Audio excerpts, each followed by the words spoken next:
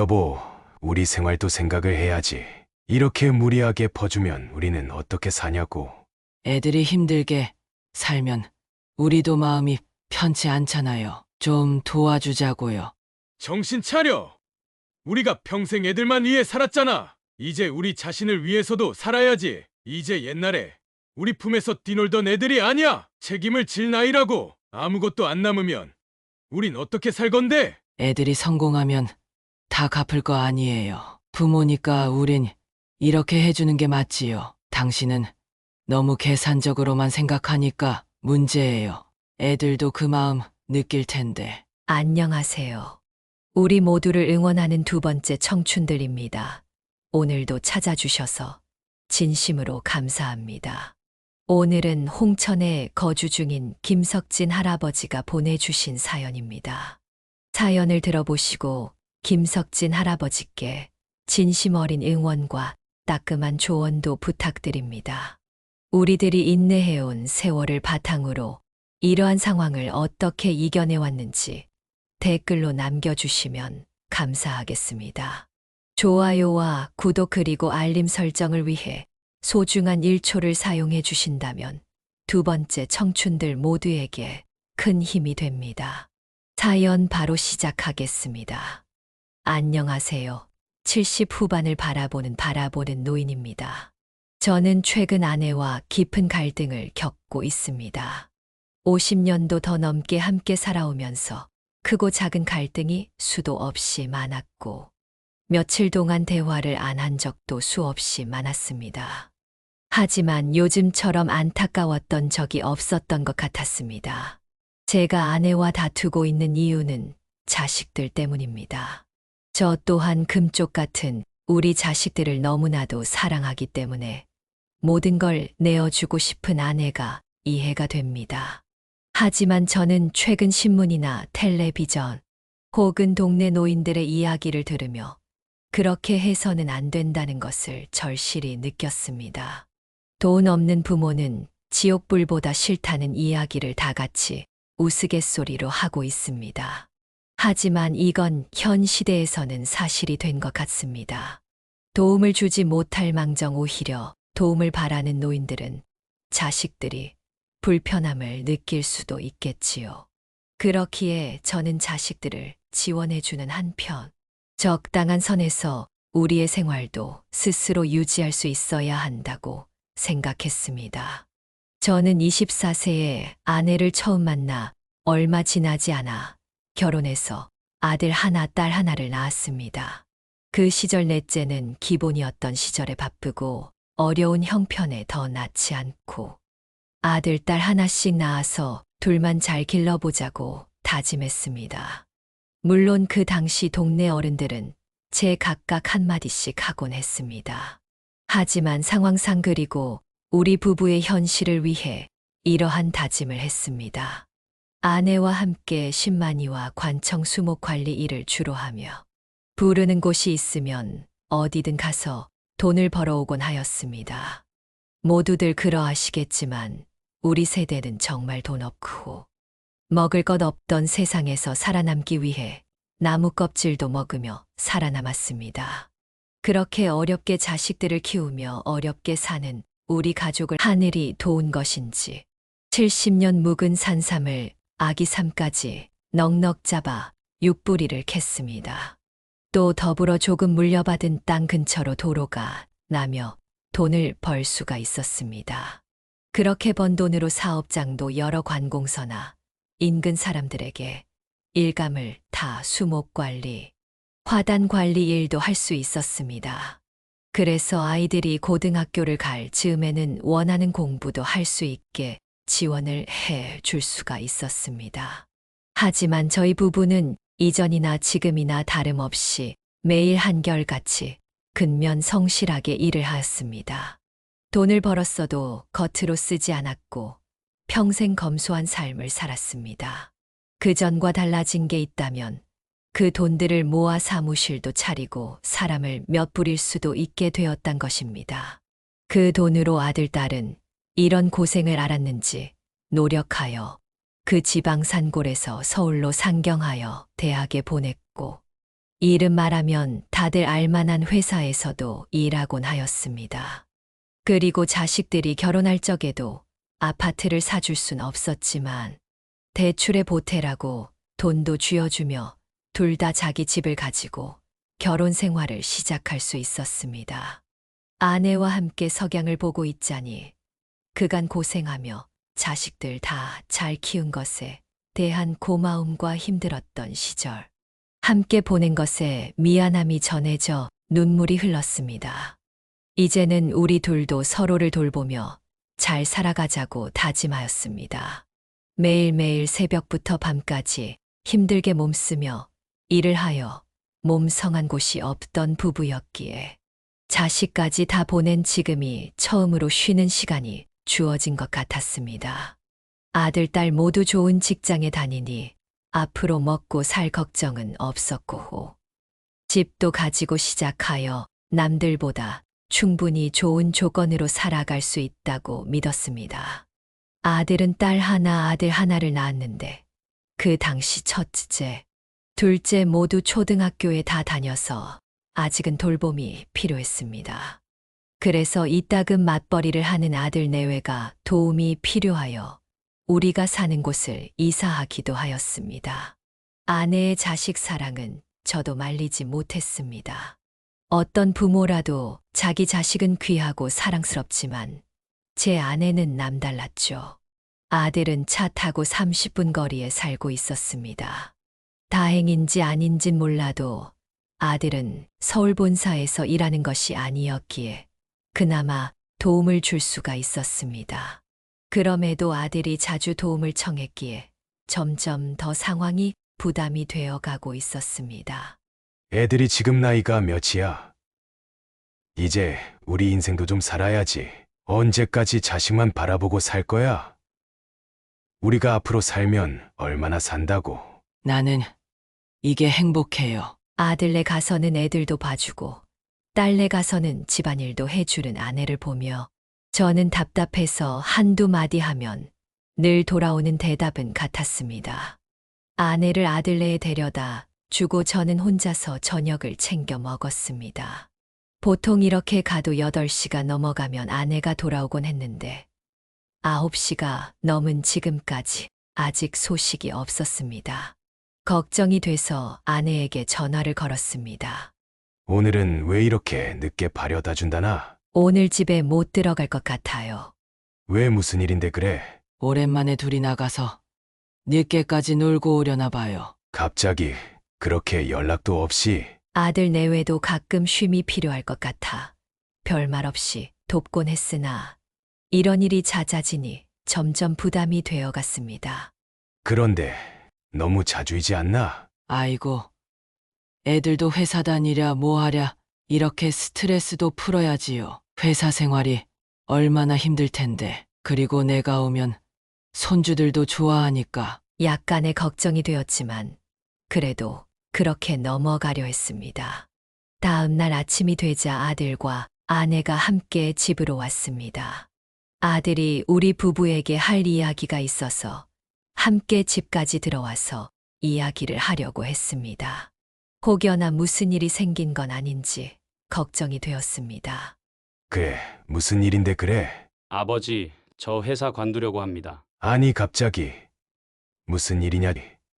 좋은 회사 잘 다니고 있었지 않느냐? 40대 초중반에 일한 지도 20년 좀 안 남은 아들이었는데 한창 주가를 올릴 시기에 관둔다니 의아하여 물었습니다. 회사 솔직히 힘들어요. 자기들 학교도 아니고 중고등학교도 시골에 나와 같은 학교가 없어 라인도 못하고 아는 사람들도 없으니 여기저기 치이고 있어요. 그래서 한동안 사업을 생각했어요. 이렇게 맞벌이 하는 것도 힘들고 애들도 이제 더 크면 돈 들어갈 때도 많으니까요. 이렇게 살다간 결국 정년도 절대 못 채우고 일찍 회사에서 쫓겨나고 그때 되면 다른 회사에서도 안 불러줄 것 같으니까요. 그렇지만 다른 사람들도 전부 다 잘 참고 다니지 않겠냐? 네가 힘든 건 잘 알겠는데 지금 애들도 키워야 하고 말이지. 저 짧게 생각한 거 아니에요. 오래 생각했어요. 무슨 사업을 하려고 하는데? 아직 구상 중이긴 한데요. 회사에서 크게 키워갈 분야가 있는데 그 분야의 12차 계약 제조사를 만들어 볼까 해요.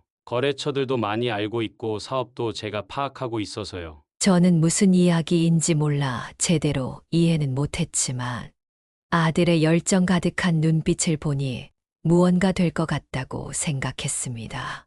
하지만 대기업에서 늘 갑의 위치에서 일을 했던 아들이 그 밑에 혹은 더 밑으로 들어가 잘 견딜 수 있을까란 걱정도 하였습니다. 사업과 사람 상대하는 일이 그만큼 쉽지 않다는 것을 잘 알고 있었기 때문입니다. 월급을 받다가 불안성이 큰 사업을 하면 정말 힘들 텐데. 잘 준비해야 돼. 그런데 제가 아버지한테 부탁드리고 싶은 건 그게 아니고요. 내게 부탁할 것이 있니? 사업 자금 좀 빌려주세요. 그래도 뭘 하려면 자금도 준비가 된 것 아니냐? 돈이 한두 푼 드는 게 아니더라고요. 제가 벌어둔 것 다 넣어도 부족해서 그래요. 그리고 애들도 있기도 하고. 그러면 사업이 만약 안 되면 너네 가족이나 우리 부부는 어떻게 하니?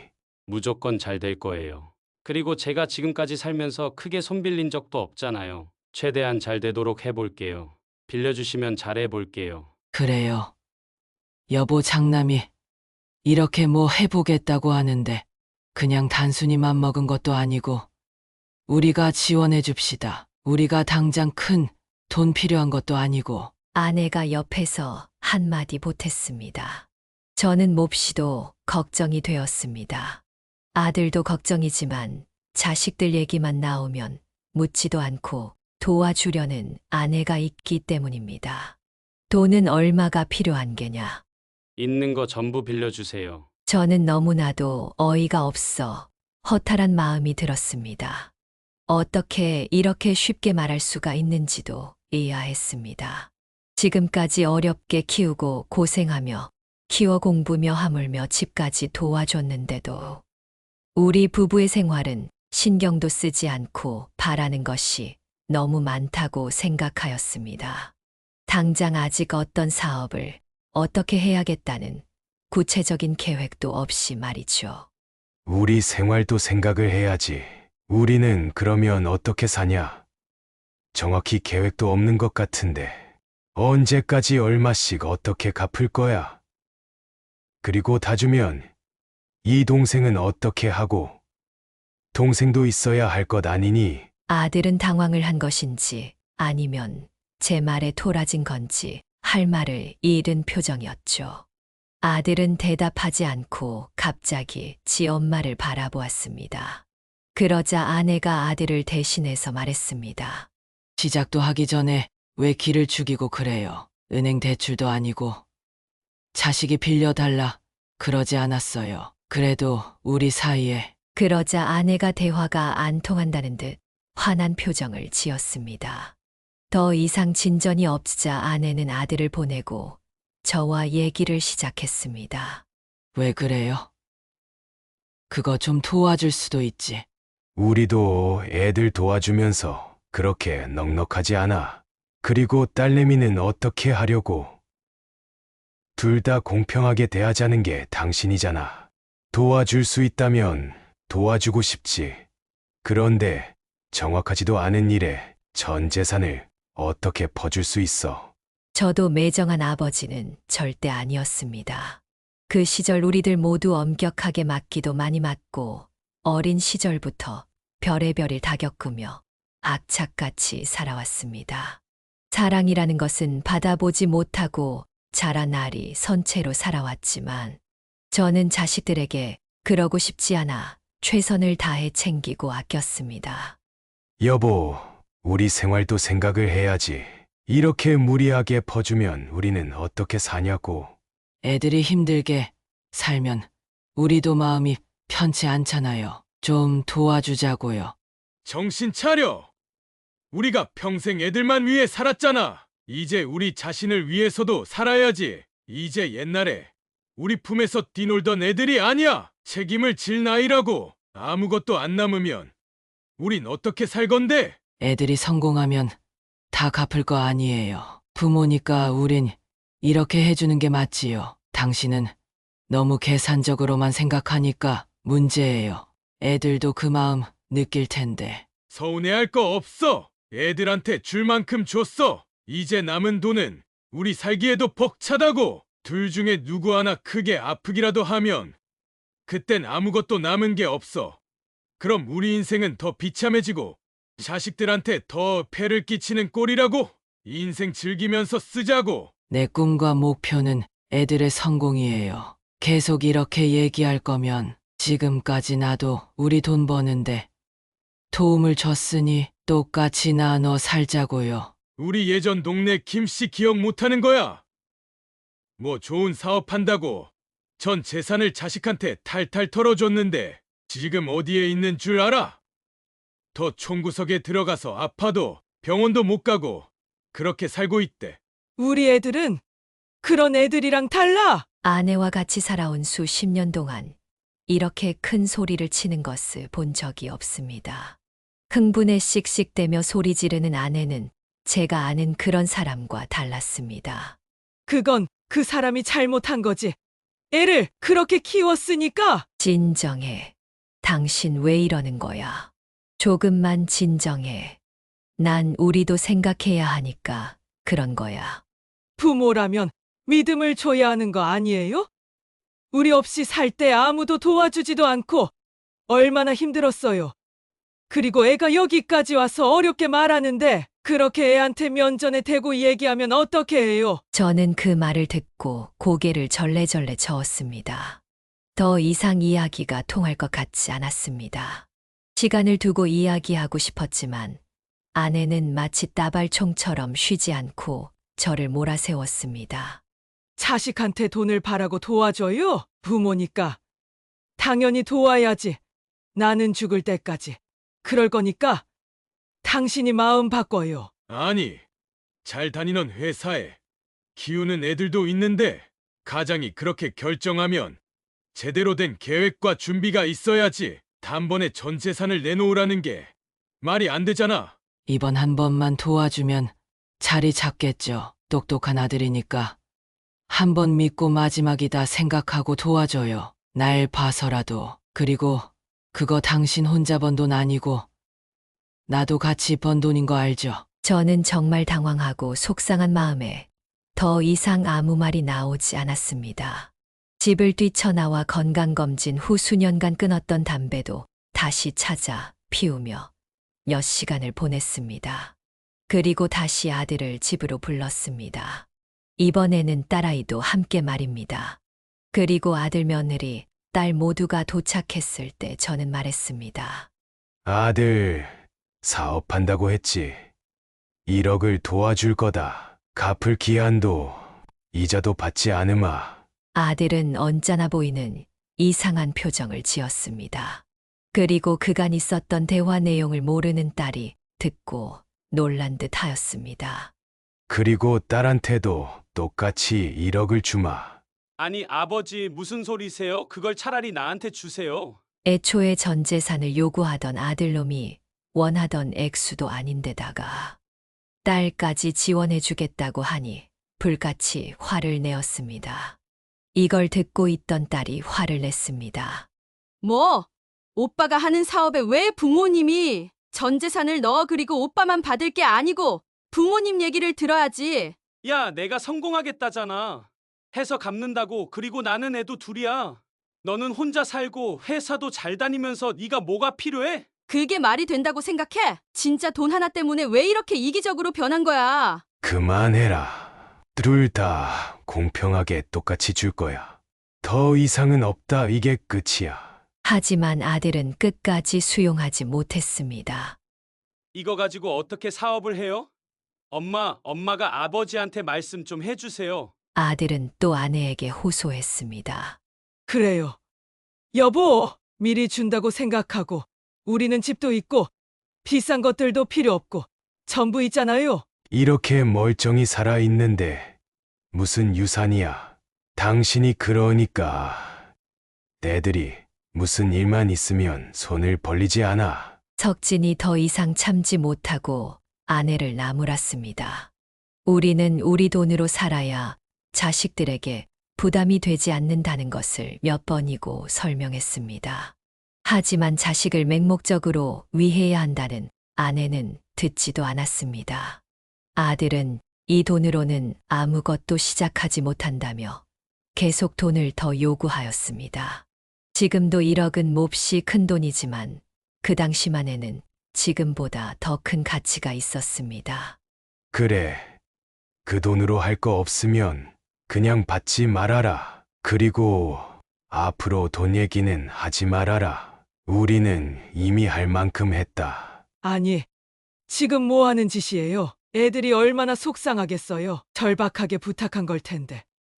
부모가 안 도와주면 누가 도와준단 말이에요? 됐어요.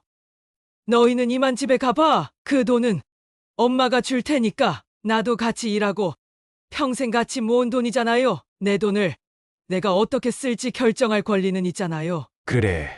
그럼 이렇게 하자고. 전부 반으로 나눕시다. 당신 반, 내가 또 반. 그리고 각자 그 돈으로 잘 먹고 잘 살자고. 그럽시다. 내 돈 내가 애들한테 다 줘도 뭐라고 하지 말아요. 그래. 아들 주든 땅에 뿌리든 알아서 해. 하지만 내 돈은 죽어도 건들지 마. 아니, 자식들한테 주면 성공해서 다시 우리한테 돌아올 텐데 뭐 한다고 그렇게 돈을 끌어안고 있으려고 해요? 그러니까 그게 아닐 수 있다고 몇 번을 말해. 우리는 우리가 살아남아야 자식들도 좋아할 거라고. 자산들 제대로 정리해서 갖고 있는 부동산도 정리할 테니 조금만 기다려. 그렇게 한두 달에 거쳐 우리는 정확히 반으로 재산을 나누었습니다. 집만 두고 모든 자산을 정리한 것 같습니다. 적금들도 해지하였으며 사무실도 전부 정리했습니다. 그날부터 서로가 돈 관련된 이야기는 하지 않고 지내려고 노력했습니다. 아내는 반을 나눈 돈들을 당연히 아들 사업하라고 넘겨준 것 같았습니다. 그리고 사업하느라 바쁠 테니 가서 애도 봐주고 식모가 따로 없이 살았습니다. 저는 혼자 있는 시간이 점점 길어지고 이곳저곳 아픈 곳이 늘며 말려니 참 사납구나 하고 한탄을 하며 지냈습니다. 이사를 오며 자주 만나던 동네 주민들과도 멀어지고 친구들과도 만나기 어렵게 되니 고독감이 몰려오는 듯 했습니다. 그리고 자산을 정리하며 일의 규모도 줄이니 쉬는 시간이 많아져 무력감까지 들었습니다. 그러나 이렇게 하지 않았더라면 아내와 크게 싸워 우리 가정이 유지가 되지 않을 것 같았기에 어쩔 수가 없었습니다. 그리고 아내가 아들 내외 손주들 돌보면서 손주 생일이기에 가족들이 다 보이게 됐습니다. 이전과 달리 약간의 어색한 기운이 감돌았습니다. 그렇게 저녁 시간을 보내고 집으로 돌아가는 중 아내가 짐을 두고 왔다며 다시 돌아가야 한다고 이야기했습니다. 그렇게 다시 아들 내외에 돌아가고 주차를 하고 기다리는 중 아들과 며느리가 싸우고 있는 것을 들었습니다. 도대체 어머니는 언제까지 들락날락 하실 거야? 애들도 이제 다 커가고 도움받을 것도 덜한데 이러면 모시고 사는 거랑 다를 바가 없잖아. 근데 이게 뭐야? 모시고 사는 거랑 뭐가 다르냐고. 조용히 해. 괜히 집에 있다가 아버지한테 한 소리 듣고 돈 다시 돌려달라고 하면 우리 남는 거 아무것도 없어. 지금 사업도 이상하게 흘러가는데 지금 나 진짜 힘들어. 돈 받고 나니까 이제 하나하나 캐묻고 그러시잖아. 애들 음식이 이게 뭐냐고 나한테 한마디도 하고 당신 일도 제대로 안 돼서 가뜩이나 힘들어 죽겠는데 그래도 애들 도와주고 집안일도 좀 돕잖아. 뭐가 문제야? 아니 사업을 하지 말던가 이렇게 될 줄 알았으면 왜 그만둔 거야? 조용히 안 해? 그냥 돈 받았으니까 딴 생각 못하게 잡고 있으라고. 그리고 더 뜯어낼 수 있게 잘 구슬려 놔야 할 것 아니야. 좋게 좋게 얘기하고 좋은 상황이라고 얘기해야 아버지한테 가서 얘기해서 더 받아낼 수 있을 거 아니냐고. 이 얘기를 모두 듣고 있으니 정말 머리 끝까지 화가 났다가 어렵게 키운 자식들이 이런 생각을 하고 있다니 너무나도 서운하여 심장이 저 땅속 끝까지 꺼지는 기분이었습니다. 머리는 무언가에 세게 맞은 듯 어지럽고 아파왔습니다. 너무나도 놀라 호흡이 가빠지는 듯한 느낌이 들었습니다. 그리고 제 의지와 상관없이 발이 아들 내외에 향하며 소리쳤습니다. 야, 이 개만도 못한 새끼야. 아들이 놀란 표정을 하고 쳐다봤습니다. 그러고는 자신의 말을 들었는지 확인하듯 제 표정을 살피는 듯 했습니다. 너 같은 자식은 필요 없다. 내가 그동안 내 엄마를 얼마나 말렸는지 모른다. 그렇게 돈 주지 말라고 했는데 내 엄마가 너희를 사랑하니까 고생하는 거 보기 싫다고 나랑 싸워가면서 도와준 거야. 그런데 네 엄마도 그렇고 나도 그렇고 그냥 돈으로밖에 안 보이는 것이냐? 이 배은망덕한 자식아, 비겁하게 엄마 뒤에 숨어서 돈이나 뜯어갈 생각만 하고 그러고도 네가 사람이냐? 네가 하는 걸 누구보다 도우려 하는 사람들을 그거 말 한마디로 모든 걸 가져가려는 네가 도둑이 아니면 뭐냐? 앞으로 너는 우리 자식 아니다.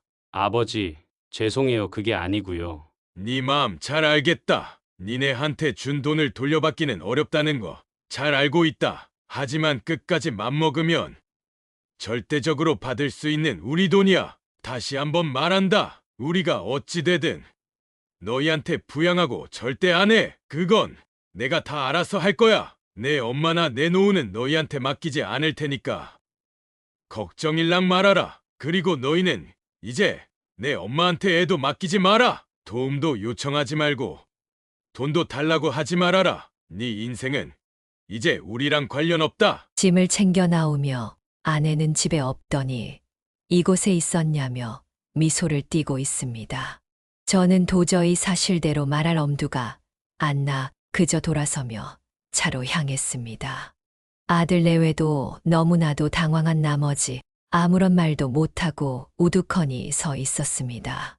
내일 반찬을 좀 해서 애들 집에 가져다 주려고 해요. 아니, 가지마. 2번 다시 가지마. 갑자기 또 왜 이래요? 애들이 필요하면 얘기하겠지. 나 없으면 애들 밥도 못 먹어요. 며느리도 내가 가는 걸 어찌나 좋아하는데요. 다른 며느리들이랑 달라요. 내가 아는 엄마들은 다 모소게 한다고 하더만 그런 거 보면 난 참 복 받았지. 이제 가지마. 아까 셋이 무슨 일이 있었어요? 저는 차마 사실을 말할 수가 없었습니다. 그렇게 믿고 사랑하는 아들이 이런 생각을 가지고 있다는 것을 알면 아내는 곧바로 쓰러질 수도 있겠다고 생각했기 때문입니다. 하지만 사실을 말하지 않으면 이런 상황이 매일 반복될 것이라고 생각하니 새벽 내내 고민을 하고 고민을 해도 결정을 못 내렸습니다. 그런데 다음 날 아침이 되고 분위기가 이상해서 아내를 찾아보니 멍하니 천장을 바라보고 있었습니다. 수십 년을 함께한 저는 한 번에 무언가 일이 생겼다는 것을 알게 되었습니다. 가만히 지켜보다가 결국 다가가 말을 붙였습니다. 아내는 짧게 아들과 통화를 했다고 하였습니다. 무슨 일인지 이야기를 해줄 때까지 기다리니 눈물을 흘리며 아내는 아들이 모든 사실을 이야기했다고 합니다. 제가 아들과 며느리가 뒤에서 이야기하던 것을 자신의 어머니에게 얘기했을까봐 제발 저려 있었던 이야기를 전부 털어놓은 것이었습니다. 아내는 갑자기 들은 소식에 충격을 먹어 화를 내지도 못하고 통화를 끊어버린 상황이었습니다. 저는 제가 들었던 그 이야기를 전부 이야기해주며 충격받을까 고민을 하고 있었다는 사실을 전했습니다. 아내는 이야기를 나누며 본인이 잘못 생각한 것 같다고 제게 이야기했습니다.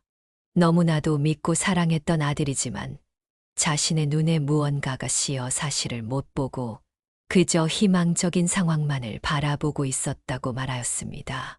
또 자산을 반을 나누며 대부분의 자산을 아들에게 건네주었을 때부터 묘하게 아들 내외의 태도가 바뀐 것을 느꼈으나 이러한 이유 때문일 줄을 몰랐다고 말하였습니다.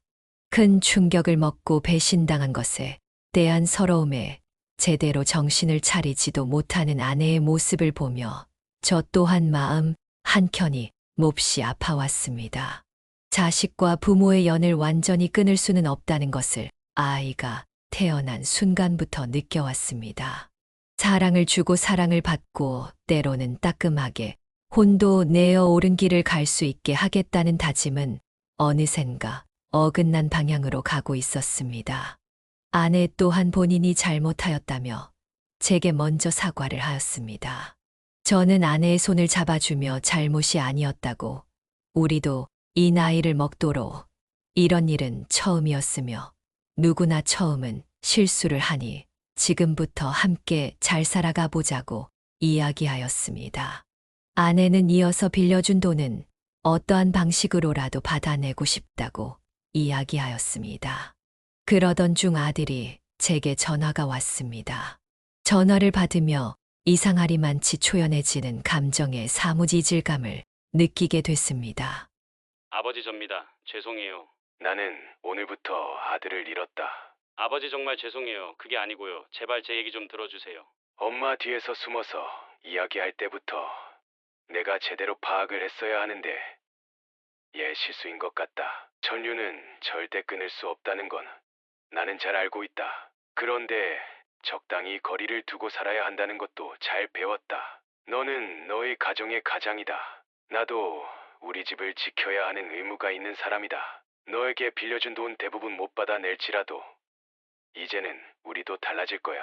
그저 주려고만 생각했지만 그게 내게 오히려 독이 된 것 같다. 앞으로 기간이 걸리더라도 우리가 빌려준 돈에 대해서 받아내야겠다. 우리가 못 배워 법을 잘 모르더라도 사업을 하면서 빌리면 갚는 게 당연한 것이라는 것은 몸에 사무치도록 잘 배웠다. 너가 우리에게 준 상처는 언제 아물지 모르지만 좋은 교훈이 된 것 같구나.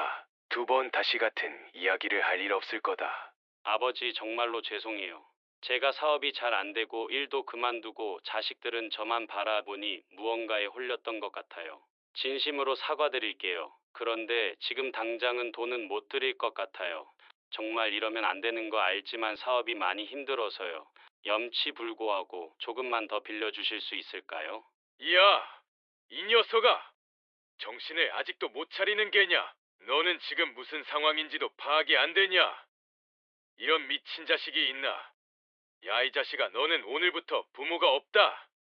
그리고 내가 당장 변호사를 선임해서 무엇이라도 할 것이니 끝까지 처절하게 정신 차릴 준비나 해라.